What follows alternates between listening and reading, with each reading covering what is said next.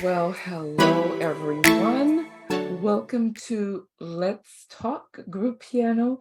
Today I have Mary Lee with us, and I have so many questions for you, Mary Lee, because you have so many groups and you're doing just amazing things in Nevada. So I'm going to let you introduce yourself and tell us, first of all, how did you get started with group piano? And then I have tons more questions. How did I get Dorla? I was thinking, I was wondering who's been teaching group longer, because you've probably been teaching longer than I have, actually. Because I'm thinking about 18, 20 years I've been doing this. How about you? I've been You're, teaching group for more oh, than 30 years. Yeah.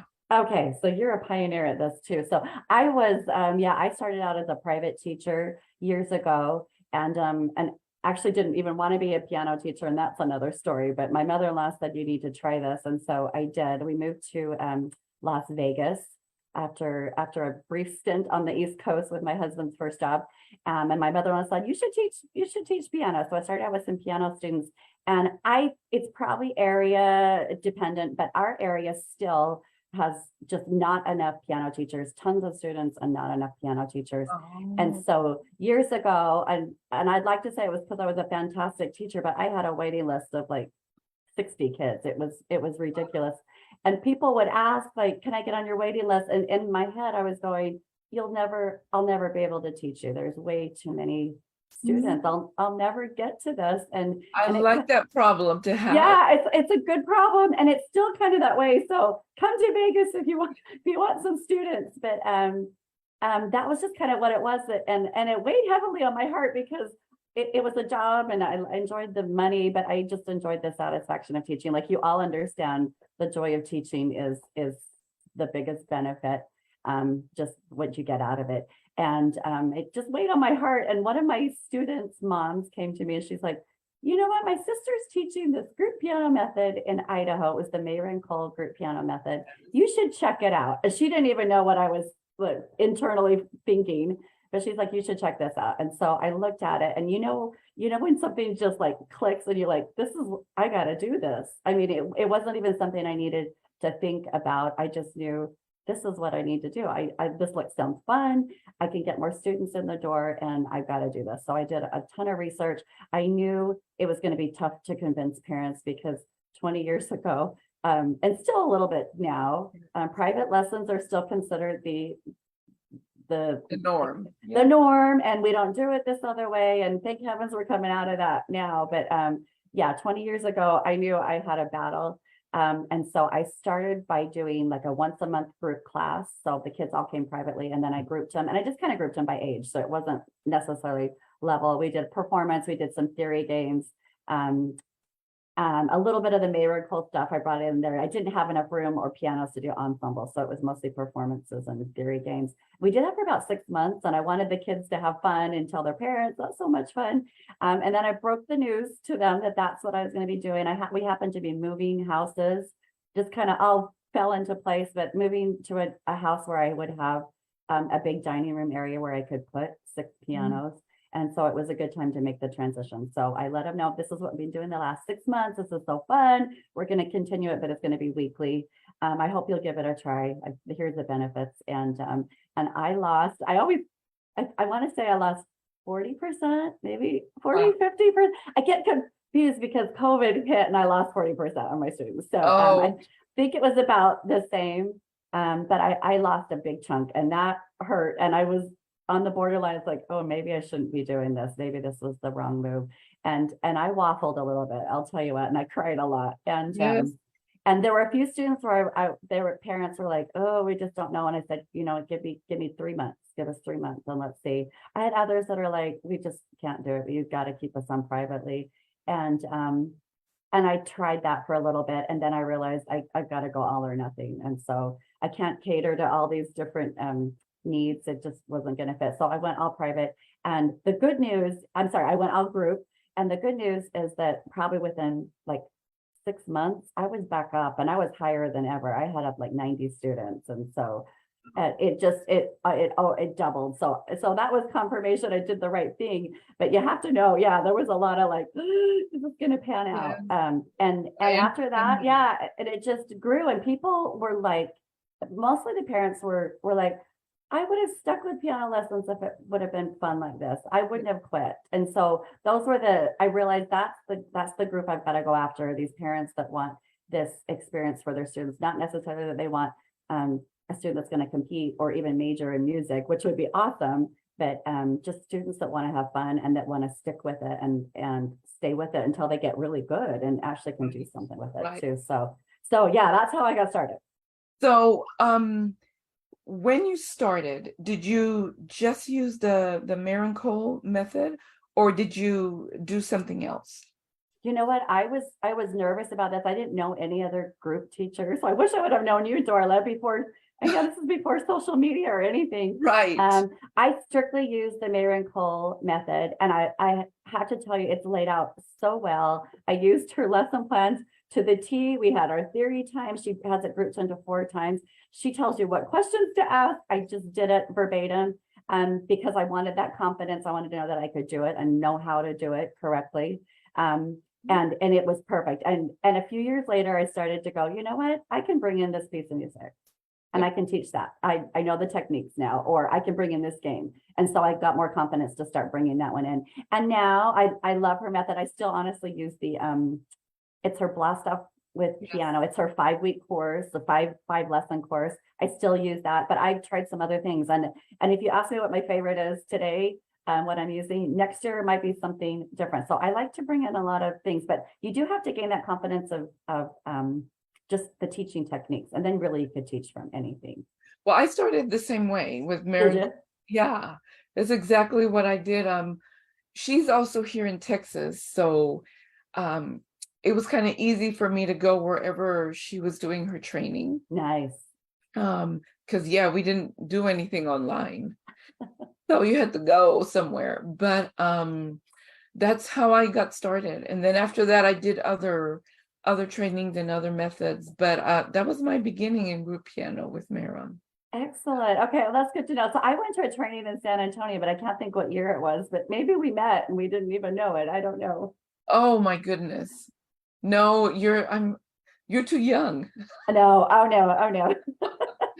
No, that was years ago. I just remember Colleen taught a lot of it, and that's where I saw her little, she uses a little Oh, clicker. Yeah, see, Colleen was a little girl when when you were I took the starting. training. Yeah, Oh, yeah. awesome. Well, then you So got some awesome training from the I got master it right herself. from Mary. Yeah, yeah. Yeah. I even got to invite her to my studio Oh, to come train some teachers in the area. It was really cool. Yeah. oh, that would have been a thrill for her too, because she's the ultimate and just share the joy. So I'm Loved glad it. you did that. Yeah, she loved it. So then now, you mentioned COVID and you lost 40% Yeah, of your, actually, I lost 30. Yes, I had about 100 students at that time, and I lost about 30%. They didn't want to do online classes, and they all said, "We'll come back." And I'm sure this is the story for yeah, everybody. And a few of them came back, a few, but I knew they wouldn't. Once they leave, they don't. I knew that, so that hit kind of hard. But what are you going to do? We're in yeah. a pandemic, so Yeah. I was thrilled, honestly. The 60 that stayed on with me, and we still grew during COVID, but the 60 that stayed on, those are like my little pearls. Like Yeah. they're the ones that are committed and they don't leave. They're like, we're gonna stick through this, and they've stayed. And so it was actually maybe a way to kind of weed out my studio a little bit and get kind of those jewels that you want, that we all want. Yeah. So, how did you handle the group lessons online? What did you do? Because we're not playing together. Um, yeah, that was hard, wasn't it? Like everybody else, it was like Sunday night, we got the email that said, school's closed, you're home, and let's pivot. And I jumped on Tanara. I had been kind of watching the Tanara app and going, should I? And it's like, I've got to have a platform where I can share everything. And now, because it's like, I can't give you your books, I can't give you your printouts. So share recordings. So Tanara was kind of pivotal in me being able to share everything and to do a lot of tutorial videos. So I think that's probably when a lot of us jumped into that, the tutorial videos to teach what kids needed to know. So we still were able to do, Federation festivals and everything because we had the tutorial videos. So the kids did that. That was hard though. I think you do this too, Dorla, but everybody just turns off their mics and I know it's been like a year and a half since we did it, Yep. but I think I played and they play along. We hope they play along. Yep. Yeah, hope they're participating. Yes, and the frustrations that we went through with that. It was a good experience. Now we know we can do it. Yeah. Let's hope it doesn't happen again. But Right. yeah, we all got to learn something we didn't really want to. Yeah. Now at your school, your musicality schools, right? Yes. Are you the only teacher or you have teachers under you? I am the only teacher, and I will tell you, I tried for a while. I've experimented a little bit. For a little while, I thought I'm going to take over the world. I'm going to be the biggest music school, and so I hired a guitar teacher and a drum teacher and a voice teacher and extra piano teachers, and we leased a commercial space, so I had the room for it, and they were fantastic people. I'm not dissing that at all. I just realized after that, and then COVID hit, and that was kind of like, okay, well, there goes that, because those teachers didn't want to teach online, and they didn't have to. They could do, one-on-ones on their own. But that's kind of when I realized I love people, but I don't really want to manage people. Yes. So I just want to teach. My love is teaching and curriculum, and I don't want to do payroll and insurance for you and anyway, so yay for you that like to do it. I just realized that's not me. And I had to try it to understand that that's like, no, I don't want to do the business stuff. So yeah. So now it's just me. And honestly, I remember my husband going, it's like, well, you could spend this much time managing this person, or you could just teach the class. And it was like, oh, I'll just teach the class. That's a no-brainer. I'll just do that. So I am teaching more, but time, like my time spent on the business has gone down because I'm not doing that. So I'm over 130 students. I think I'm like at 134, and teaching all groups Monday through Thursday. So kind of my preschool stuff's really taken off so far, like the last month or two, which has been kind of fun. So yeah, if you're wondering how I'm fitting that in, it's because I'm doing some morning classes with some preschoolers. But yeah, Monday through Thursday, kind of like 3 o'clock to 8 o'clock each night. And in the mornings, you do the preschool? I do. I have some preschoolers like 10:30, like 10 to 11 kind of thing. And my room, I can handle eight students. I've got 8 pianos. So most classes are full. So it's great. And then are you still in a commercial space or at home? That was another COVID thing that was like, okay, during COVID, I was leasing a commercial space for 3 years, and about a year and a half of that, we didn't use it, and I still got to pay for it, which kind of stunk. So anyway, after that, I had another, do I really want to lease my own space? Because that's a whole nother, it's just more work too. And so I contacted our music store, our Steinway dealer. I used to actually teach out of their store before I grew big enough where I couldn't stay in the store. I wouldn't have left. I loved the store. And I said, I went in there crawling, could I come back? Any chance you take me back? And they were in the process of doing some remodeling. She's like, we're building rooms. What do you want? And so oh my goodness, we got a classroom. I know, we got a beautiful classroom, and they set it up with 8 Roland digitals. And I just had to bring in like my TV and just a few things. So they were happy to have me come back. And I'm a smaller space. I only have one room, but I don't have to clean the toilets, pay the utilities. It's a good thing. Yes. Yeah. Oh, that is awesome. That is. Well, another thing I wanted to talk to you about is Group IlluminatED that you started with Mindy Rollison. Did I say her name right? Anyway. I think so. She'll take it. And tell us what got you started on that idea of doing Group IlluminatED conference. Yeah, it's a conference. It was actually Mindy's idea, totally her idea. She just texted me. We probably met on Facebook, and she purchased my group teaching blueprint book, and so maybe we met that way. And then we also met at Leela Viss and Bradley Sawash used to do a 88 Creative Keys in Denver. So we met in person there. And so we kind of stayed in contact. And so she texted me one day and she's like, hey, what do you think about a group teaching conference? There's no such thing as a group teaching conference. We have like Pedagogy Saturday at MTNA, and NCKP has kind of a focus. She's like, but there's nothing online about group. What do you think about that? And I was like, brilliant, let's do it. Let's do it. And so we went through our list, and Dorla's at the top of the list. We're like, Oh, okay, who's like already doing this that we could jump in and do this? And it just took off. Like everybody was the presenters were so happy to participate, and knew this was something that was needed, and very now, much. yeah, and it did so well that we're coming back this year. So we're unveiling a brand new lineup with some oldies and some newbies. So it's gonna, A lot of new people. So good. And then you mentioned your course. I had that written here to ask you about it. It's on Leela's store. It's Leela's store, and yeah, and it's a book. It's the Group Teaching Blueprint, and Leela, I'm going to say she forced me to write it because I am not a writer. So remember, I just want to teach. That's all I want to do.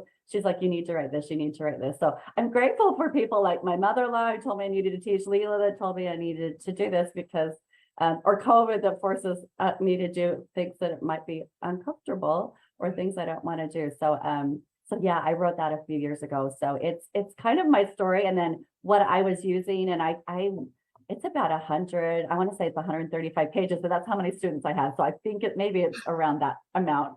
But lots of pictures, things that worked for me, things that didn't. I'm going to actually go back, and Leela told me I should probably update, and I probably do, because like I said earlier, what I was using, 5 years ago, I've learned some different things, like multi-level groups, Dorla, like your things, and Susan Bell's ensembles. It's like, that's brand new. So I'm going to go in and update that and do I guess, second edition. So I have updates of what's working now, and post-COVID too, what worked for online lessons. Oh, So yeah. yes. Yeah. So Yeah, that's still a question for many teachers, is how to do it online. because a lot of people stayed at work. It was working for them. I mean, yeah, and it's great. I mean, you don't have the overhead of leasing a space, and you can teach anywhere to students. I'm sorry, you can teach to students that live anywhere. So yeah, I'll probably do some updating. You stayed online too. You did well though. I stayed online until a few months ago. I stopped. Totally. I was doing hybrid. Okay. And letting, if you can't come, you can. It was no. No. Okay, so, good. Online students, but they're private. Oh. And my groups are all in person now. Yeah. Okay, got it. Hybrid anymore. Okay. Because I prepare all this great stuff to do, and then suddenly somebody says, "Oh, I'm going to be online," and then I have to adapt everything. Oh. It was just, it wasn't worth it. That's too hard. You got to give all or nothing. Everybody's online or nobody's online. Right. Okay. And Zoom doesn't always cooperate. We live out in the country, I would say. Mm-hmm. It's not close to a big city, and the internet is not always the best. Okay, that's hard. That's not something I can rely on to plan different things. I have to be very simple. So I'm like, forget it. Good. Okay, you know your limits too. Yep, I'm learning. Yeah. So how do you prepare your group students to participate in all the festivals that they do? Because I looked at your website, and I've seen your mall performances, and you do fundraisers, and it's all the groups of students playing together. And I know at festivals also there's certain requirements they have to do. Tell us, how do you prepare them within what they're doing every week to participate in all of this?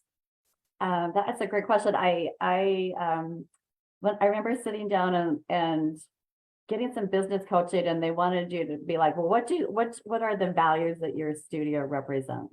And I had to really think about that. And I started just looking at all the events we do. It's like, you know what? We value performance. We want kids to build confidence through performing. And so I don't know if this is a word, but I would call myself a performance school, where we are a lot of our material that I'm teaching is based around what is the next performance. So like we do a performance of them all for Christmas, and festivals, we do solo festival and then ensemble festival.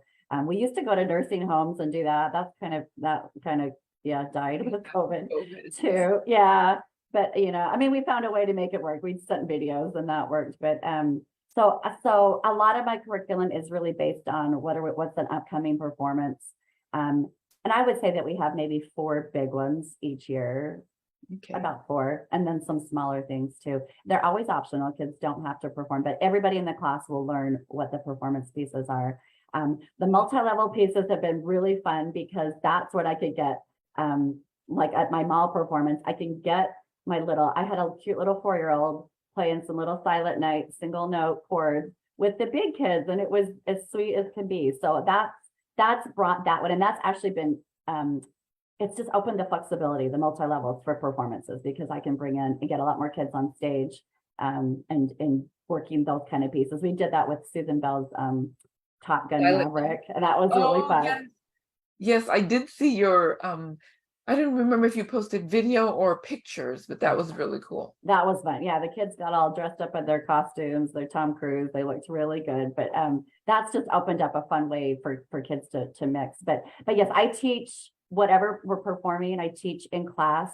COVID, like I said, with the videos, kind of opened up a different avenue that I hadn't tried. And so if we're doing, say, a quartet where I have 4 different parts, I used to make all the kids learn all 4 parts, and then we would divide them up. So they would learn that in class, and that takes some time. Yeah. But I learned we can do tutorial videos now. And so I will record a tutorial for each part.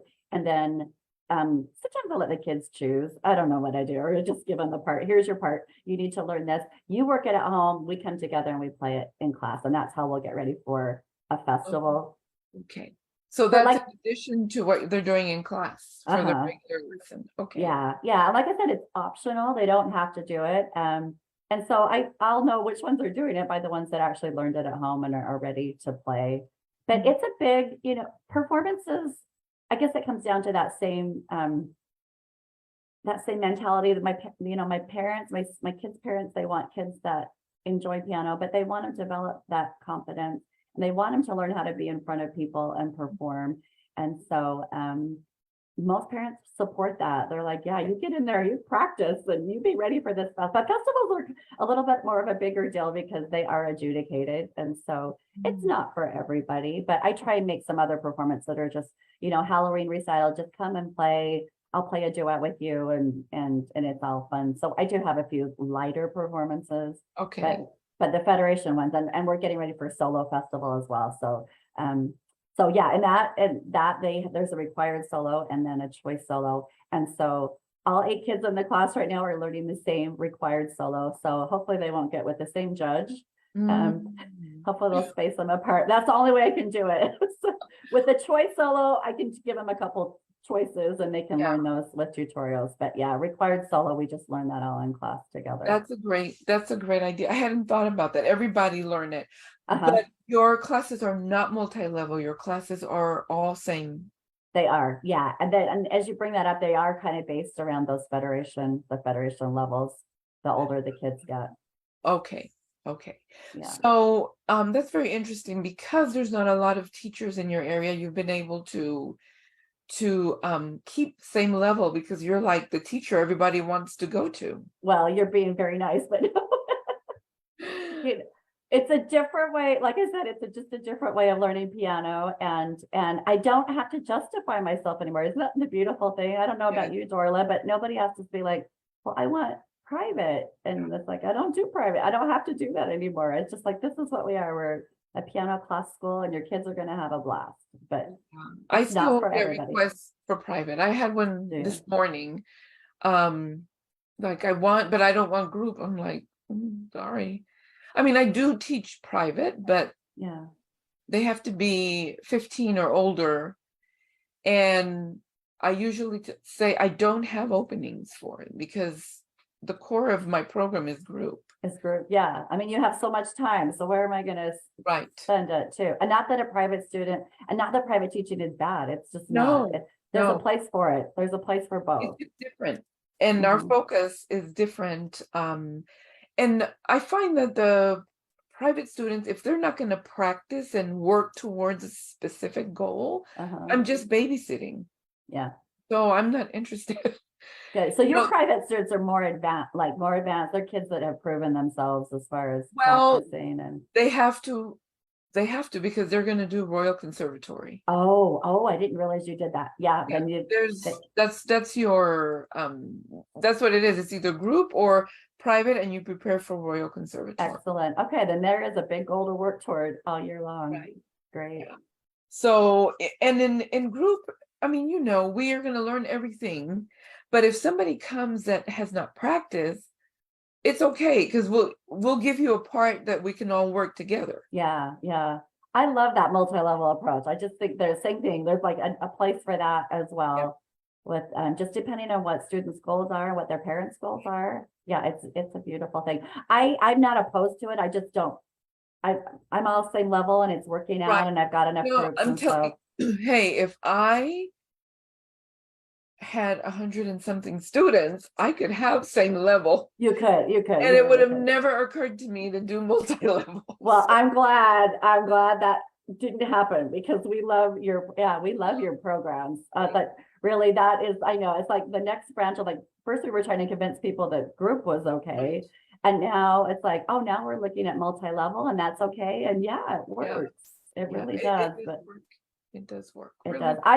I just love the community, honestly, like I said before, where I can get my lower levels and with the upper levels, and my upper levels can be mentors to the littles Yes.